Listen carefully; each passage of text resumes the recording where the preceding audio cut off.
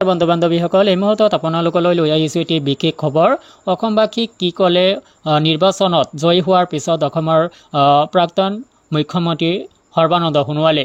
বন্ধুসকল এই সংক্ৰান্তত আপোনালোকক কিছু গুৰুত্বপূৰ্ণ তথ্য এই ভিডিঅ'টো জনাম অসমৰ ৰাইজক উদ্দেশ্যি কি বক্তব্য প্ৰদান কৰিলে অসমৰ প্ৰাক্তন মুখ্যমন্ত্ৰী সৰ্বানন্দ সোণোৱালে এই সংক্ৰান্তত আপোনালোকক এই তথ্যখিনি জনাব যত্ন কৰিছোঁ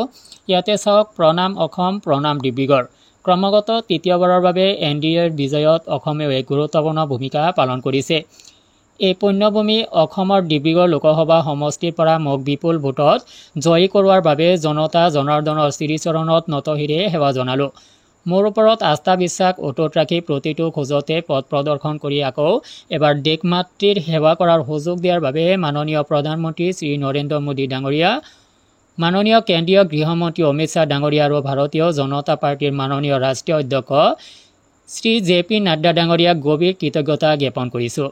তদুপৰি অসমৰ মাননীয় মুখ্যমন্ত্ৰী ডক্টৰ হিমন্ত বিশ্ব শৰ্মা ডাঙৰীয়া আৰু ভাৰতীয় জাতীয় জনতা পাৰ্টিৰ অসম প্ৰদেশৰ মাননীয় সভাপতি শ্ৰী ভৱেশ কলিতা ডাঙৰীয়াকো তেওঁলোকৰ অকণ্ঠ সহযোগিতাৰ বাবে আন্তৰিক ধন্যবাদ জ্ঞাপন কৰিলোঁ লগতে বিজেপিৰ আৰু আমাৰ মিত্ৰ দল অসম গণ পৰিষদ UPPL সন্মিলিত গণশক্তি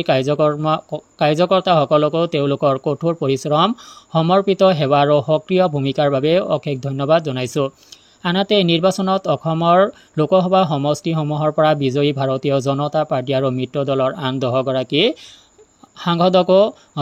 ধন্যবাদ জ্ঞাপন কৰিলোঁ বৰাক ব্ৰহ্মপুত্ৰ পাহাৰ ভৈয়ামৰ জনজাতি ধৰ্ম ভাষা বৰ্ণ নিৰ্বিশেষে ৰাইজক আৰু শুভাকাংক্ষীসকলক এই চেগতে মোৰ তৰফৰ পৰা শ্ৰদ্ধা কৃতজ্ঞতা জনালোঁ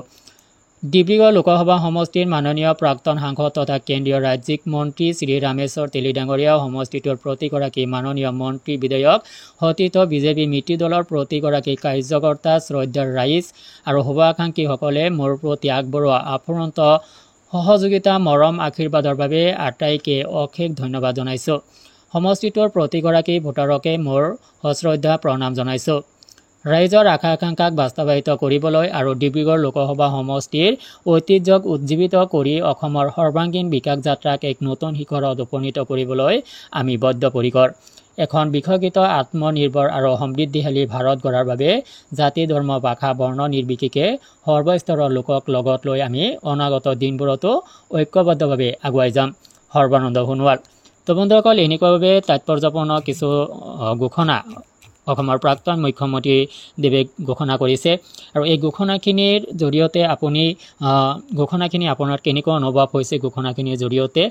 সহজ সৰল যি মনোভাৱ অসমৰ প্ৰাক্তন মুখ্যমন্ত্ৰী ডাঙৰীয়াৰ সেয়া কিন্তু ইয়াতে স্পষ্ট ৰূপত প্ৰকাশ পাইছে অসমৰ লগতে ভাৰতবৰ্ষৰ চিন্তা কৰা এই ব্যক্তিগৰাকী অসমৰ প্ৰাক্তন মুখ্যমন্ত্ৰীগৰাকীৰ এই ভাষণ প্ৰসংগত এই